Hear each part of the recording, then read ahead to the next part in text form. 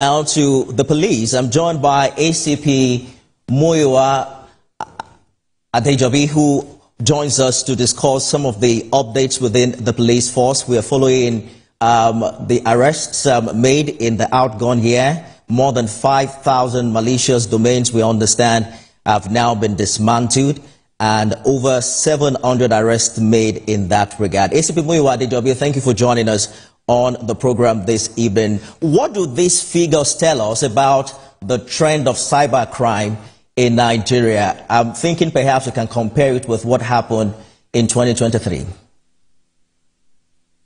Well, Nifami, good evening. Good evening, Nigerians. These figures roll all over the place. But also tell us that we have improvements in providing adequate security for citizens of this country, protecting lives and property, and making sure we have public safety across the length and breadth of this country. Particularly the effort of the Nigerian police force in protecting our digital space or cyber space in this country. Don't forget, before now, we were not having it good as for protecting our digital space. But with the effort of the Inspector General of Police when he came on board as the IGP to reactivate the Nigerian Police National Cybercrime Center, making sure experts and tested and trusted individuals, detectives, were deployed to this center to protect our digital space in this country.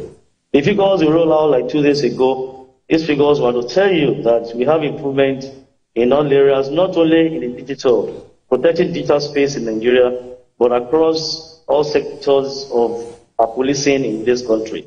We were able to arrest, we recorded more than 751 cases, and we have more than 5,000 domains destroyed. Don't forget, you recollect that we arrested more than 113 foreign nationals who were involved in cyber-related crimes in Nigeria. This to show that the Nigerian police force, under the leadership of the IGP, has received what it needs or it requires to needful in making sure protect cyberspace in Nigeria. Aside from this, the Interpol Cybercrime Unit has adjudged and has announced the Nigeria Police National Cybercrime Center as the best in Africa, out of amongst 54 other countries that competed for this position. So with what we have, to compare 2024 with 2023, we have improvement in all areas, not only in the cybercrime space, across the length and breadth of Nigeria.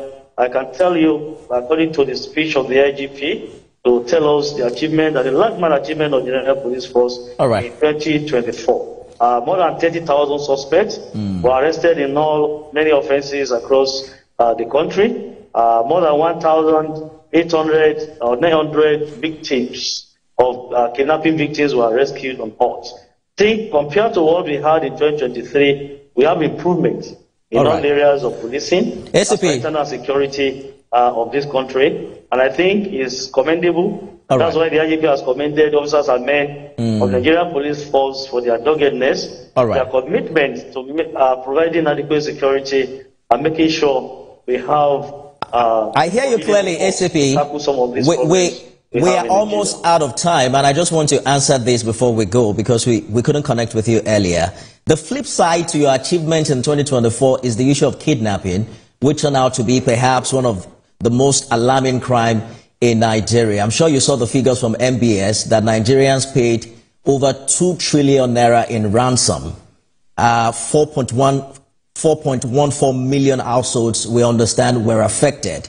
Does that baffle you, considering that? I can't hear you, please. Can you speak louder a bit? I can't hear you. I'm talking about the figures of kidnapping in 2024. The fact that the MBS says Nigerians paid over 2 trillion naira in ransom and over 4 million households were affected. I was asking if that baffles you, because the police is supposed to be the people, the police is supposed to be the first port of call when kidnapping happens. The police was shocked when that figure was released by them, MBS. I don't know how they arrived at that figure of the number of the amount of ransom paid. The Nigerian Police Force was taken aback, because I wouldn't know how they arrive at that. In as much as we don't want to engage in unnecessary arguments.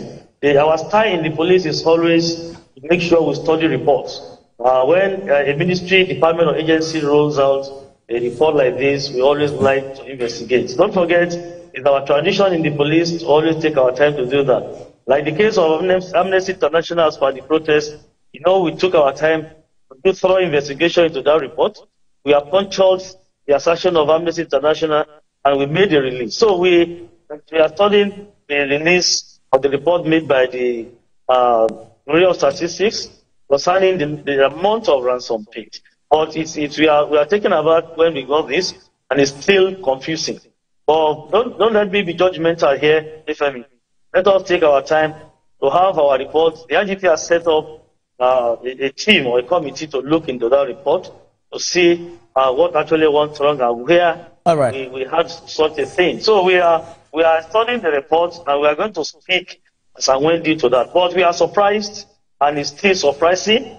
All right. We have such a figure ACP, from the Bureau of Statistics. That's our time. I am surprised that you are surprised too, because the NBS is an agency of government and their figures are supposed to be, an authority in that regard. But we'll continue this conversation subsequently when we have the time. Police, Force PRO, ACP Adejobi, thank you so much for talking to us. Thank you, Ifemi. Good evening, Nigerians. Thank you. Enjoy the rest of your day. That's our show today, everyone. We'll continue to ask the difficult questions and get government people accountable. I am Nifemi Oguntoye. See you again tomorrow.